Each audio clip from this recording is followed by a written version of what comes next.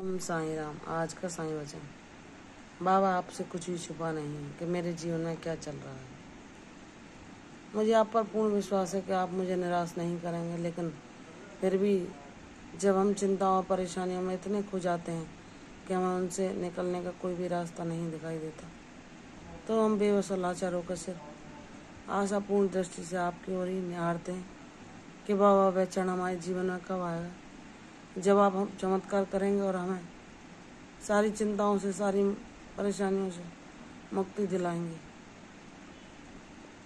हे मेरे साईनाथ, मैंने आपके कहे अनुसार हर पल सबरी को धारण किया है। हर पल अपनी हर विकट से विकट परिस्थिति में भी आपका नाम लेकर उसे पार किया है।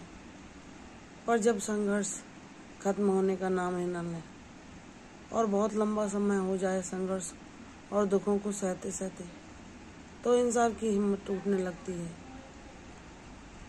तो हे मेरे बाबा, अब मैं आपसे यही प्रार्थना करती हूँ कि मुझसे जो भी अपराध हुए या भूल हुई या मेरे पिछले जन्मों के कारण जो मेरा ये समय इतना समस्यापूर्ण चल रहा है, जिसमें हर एक दिन कितनी मुश्किल से निकलता है, यह आपको पता है। ऐसी बातें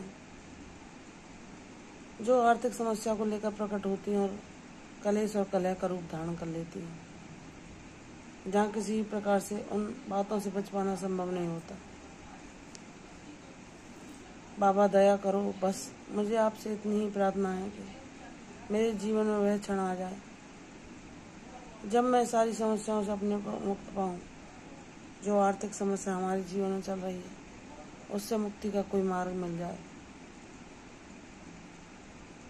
बाबा, आप कहते हैं कि सब कुछ सही समय पर होता है, लेकिन जब इंसान बहुत लंबे समय संघर्ष और दुखों का सामना करता है, तो फिर उसकी हिम्मत धीरे धीरे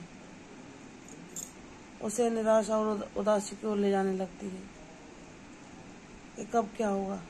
लाख प्रयासों के बावजूद भी जब हमारे जीवन में कोई सकारात्मक बदलाव नहीं होता, चाहे वह हमारे प्रारब्ध के भोग हों जिन्हें हम भोग रहे होते हैं, उनके नष्ट हुए बिना हम उनसे मुक्त नहीं हो सकते, तब भी मेरे गुरुदेव, उन परिस्थितियों में हम लाख प्रयास करने के बाद भी खुद को शांति अपने जीवन में नहीं पा पाते। आपने तो जाने कितनों की झोलियां भरी हैं और कितनों की बिगड़ी बनाई है। हे मेरे साईनाथ, जब आप मुझको यह आशा दिखा रहे हैं, किसी न किसी माध्यम से मुझे ये संदेश पहुंचा रहे हैं कि तू निराश ना हो, हताश ना हो, पर हे मेरे बाबा, कुछ परेशानियां ऐसी होती हैं जिनके आगे हम मजबूर होकर हमारे इरादे और हिम्मत भी घुटने टेक देती है। तो बाबा, आपसे इतनी प्रार्थना है, कब मैंने बिना गलती होते हुए भी जितने कष्ट सहे, जितने आरोप मुझ पर लगे और जितना मैंने लोगों के व्यंग और ताने सुने, उनसे मुझे मुक्ति दिलाइए। मैं अपना जीवन अपनी इच्छा से अपने अनुसार जी सकूं। बस इतना मुझे स्वाभिमान, इतना मुझे स्वावलंबी बनाइए। मेरे हृदय में क्या बातें छुपी हैं, वह आपके अलावा कोई नहीं जानता। इसलिए एक मैं पिता की भांति आपसे ये विनती करती हूँ कि बाबा, मेरे इन संकटों को दूर करो और मेरे जीवन में भी वह लीला दिखाओ जिसका मुझे बरसों से इंतजार है। बाबा कहते हैं, मेरी बच्ची, मैं जानता हूँ तू अब इन दुखों को सहते सहते तेरा हृदय व्यथित होने लगा है, लेकिन तू परेशान न हो। तेरा बाबा तुझे देख रहा है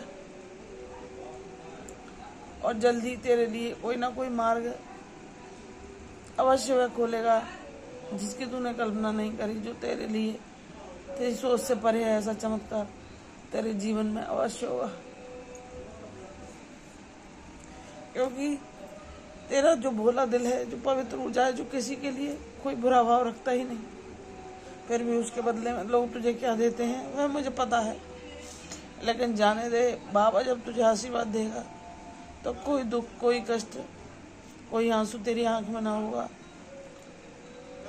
तेरे जीवन में मैं खुशियां, प्रसन्नता और संपन्नता भेज रहा हूँ। उसे स्वीकार कर और मुझ पर विश्वास करके भक्ति मार्ग पर आगे चल। तेरे जीवन में अभी बहुत कुछ अच्छा होने को है, जो तेरा बाबा तेरे लिए अवश्य करेगा। इसलिए मुझ पर विश्वास कर, हिम्मत न हार। शुभ कार्य तेरे जीवन में शीघ्र ही संपन्न होगा। अपने बाबा का नाम जप कर, जो तुझे इन समस्याओं में भी शांति से रहने की शक्ति देगा। मुझ पर विश्वास कर, सब कुछ तेरी मर्जी जैसा होगा। मैं तुझे इच्छित वरदान अवश्य प्रदान करूंगा। मुझ पर विश्वास कर, तेरी भक्ति तेरे जीवन को बदल के रख देगी। तेरी जीत खुशियों भरी होगी। प्रसन्न रहो, ये सच्ची बात। कल फिर आऊंगी साईं वचन के साथ, तब तक के लिए ओम साई राम।